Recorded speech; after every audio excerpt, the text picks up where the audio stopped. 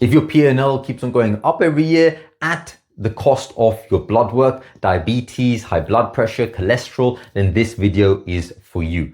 Hi, my name is Nicole and I help founders, executives who lead busy lives, who've got responsibility at home with their family, as well as responsibility at work with their team, with their clients, with growing the business. And typically what I've seen with especially men in their 40s, their 50s, been growing and focusing so much on the business that the body has been taken for granted. So each year, the numbers, it couldn't be the same as 10 years ago. Cholesterol, diabetes, high blood pressure. And then what it is a slow ticking time bomb. And if you feel that this is what you've heard, then this is for you. And by the end of this video, I want to share with you a new perspective of what numbers to be focusing on to keep it super clear and simple and actionable as well. So the first mistake which I see is men are looking at the wrong dashboard or not looking at the dashboard of their body at all. So let's just put down that wrong dashboard.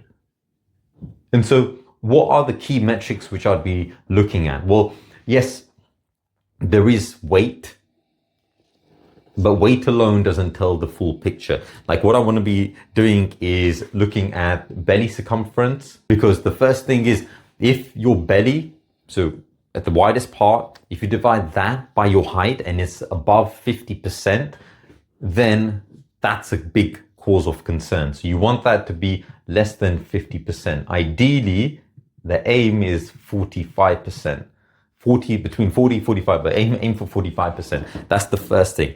Secondly is resting heart rate. Well, resting heart rate and HRV.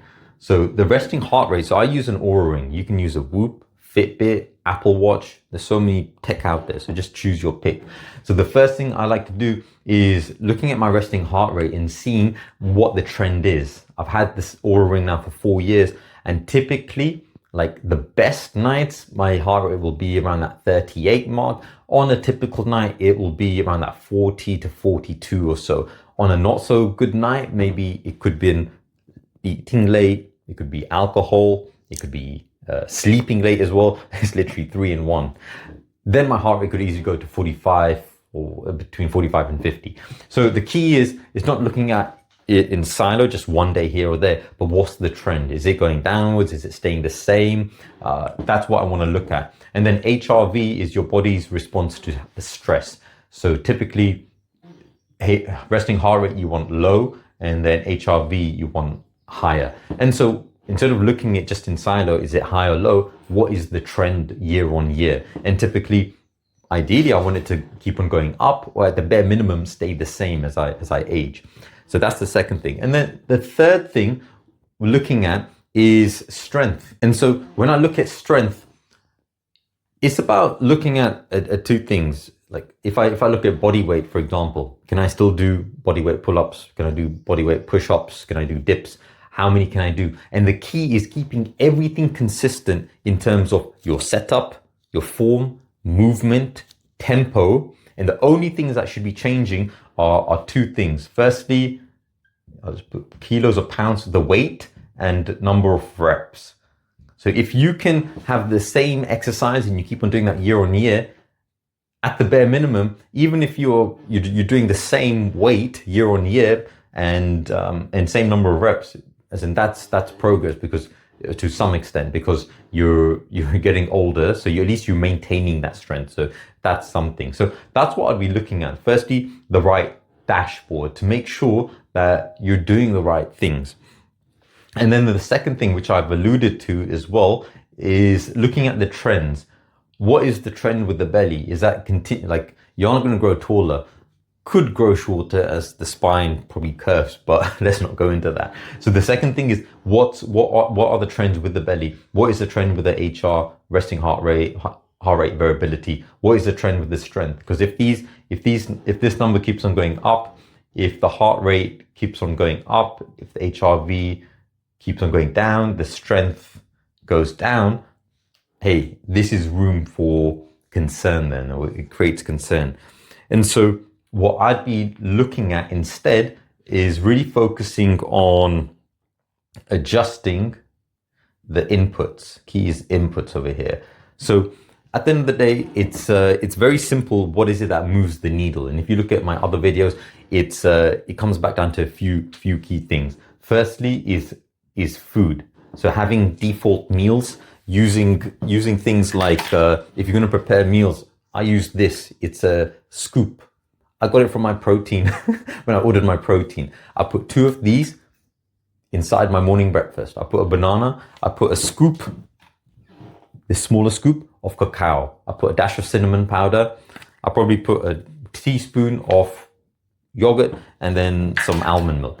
That's it. I don't need to count calories or anything. I just use that. It's as simple as that. So making sure that you know exactly at least a couple of the meals, whether it's breakfast and lunch, it's just defaults. So that's the first thing, food.